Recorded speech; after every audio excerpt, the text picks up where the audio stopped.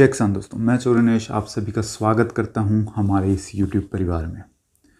दोस्तों, आज की वीडियो में हम बात करेंगे कि हमारी जो गाय या भैंस है वो समय पर हीट में नहीं आती, तो उसका क्या कारण है और समय पर हीट पर लाने के लिए क्या करें।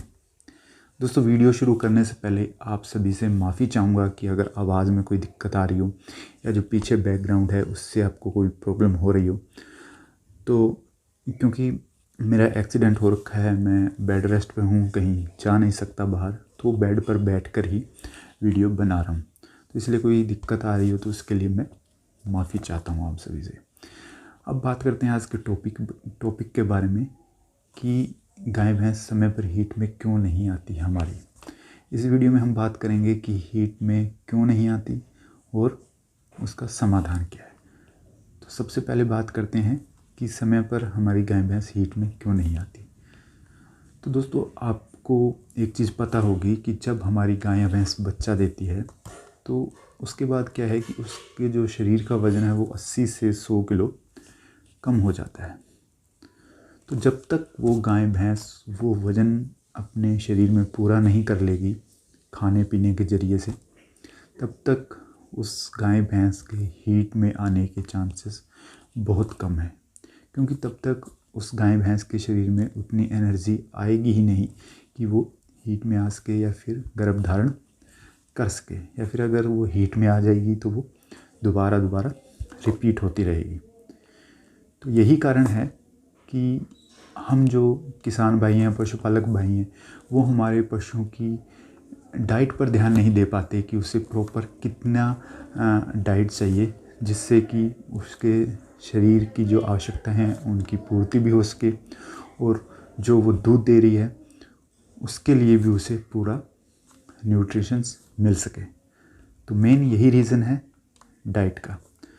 दोस्तों, ये जो चीज़ें मैं आपको बता रहा हूँ वो मेरे अनुभव से बता रहा हूँ, जो मैंने 4-5 सालों में अपने पशुपालन से जो जानकारी हासिल की है वही चीज़ें मैं आपके साथ शेयर कर रहा हूँ। इस वीडियो में कोई नुस्खों के बारे में हम बात नहीं करेंगे, बेसिक जानकारी के बारे में बात कर रहे हैं, साइंटिफिक तरीके से बात कर रहे हैं कि हम हमारी गाय भैंस की डाइट जो उनकी आवश्यकताएं हैं वो कैसे पूरी कर सकते हैं जिससे कि वो समय पर हीट में आ सकें।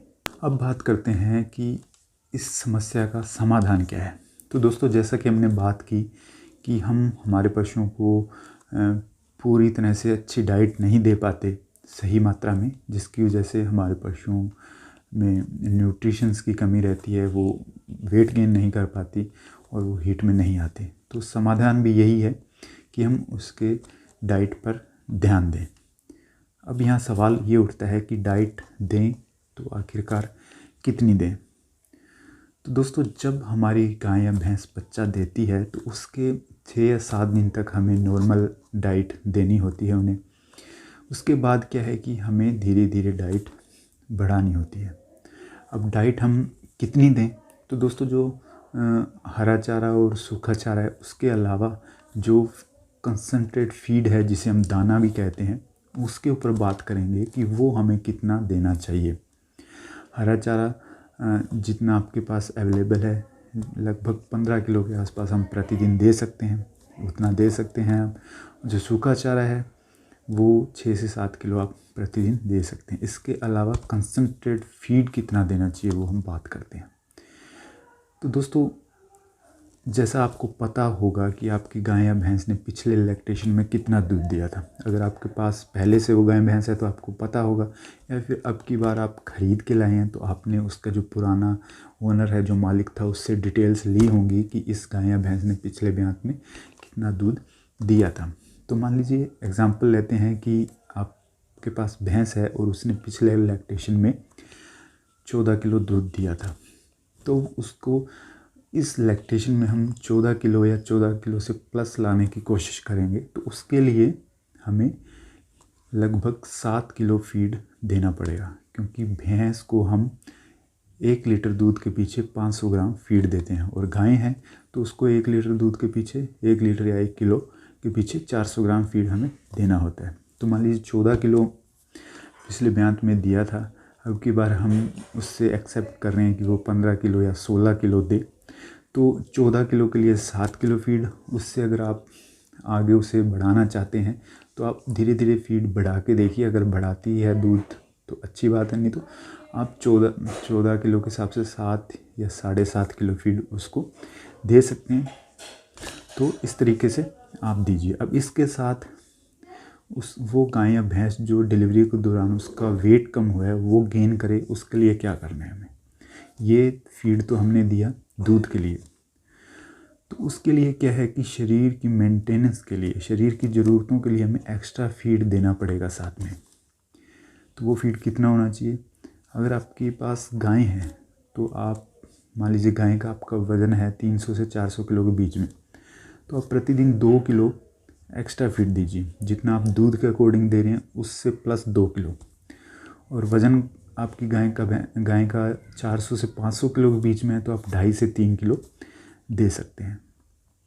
दूसरी तरफ अगर आपके पास भैंस है तो उसका वज़न मान लीजिए 300 से 400 किलो के बीच में है तो 2 किलो फीड एक्स्ट्रा, दूध के लिए जो फीड दे रहे हैं उससे एक्स्ट्रा। और अगर 400 से 600 किलो के बीच में आपकी भैंस का वज़न है तो उसे 2.5 से 3 किलो फीड आप प्रतिदिन एक्स्ट्रा दें। अब वज़न कैसे पता करें गाय भैंस का, उसके लिए मैं एक वीडियो लेकर आऊँगा फ्यूचर में, तो उससे हम आइडिया लगा सकते हैं हमारी गाय भैंस का वज़न कितना है। तो हमने एग्ज़ाम्पल लिया था 14 लीटर भैंस का, तो उसके लिए फीड कितना बनता है 7 किलो दूध का। और जो 14 किलो दूध देगी भैंस वो 400 से प्लस केजी की होगी, तो 2.5 किलो आपने उसकी बॉडी की मेंटेनेंस के लिए, शरीर की ज़रूरतों के लिए फीड देना है। यानी कि 9.5 किलो फीड उसे आपको देना पड़ेगा प्रतिदिन, तभी वो बच्चा देने के 2 से 2.5 महीने के बीच में हीट में आएगी और वो गाभिन होगी। अगर इतना फीड हम नहीं देते हैं तो वो हीट में आ जाए अगर, तो वो ठहरेगी नहीं, बार बार रिपीट करेगी। या फिर हीट में आ जाती है, ठहर जाती है, तो वो दूध कम कर जाएगी।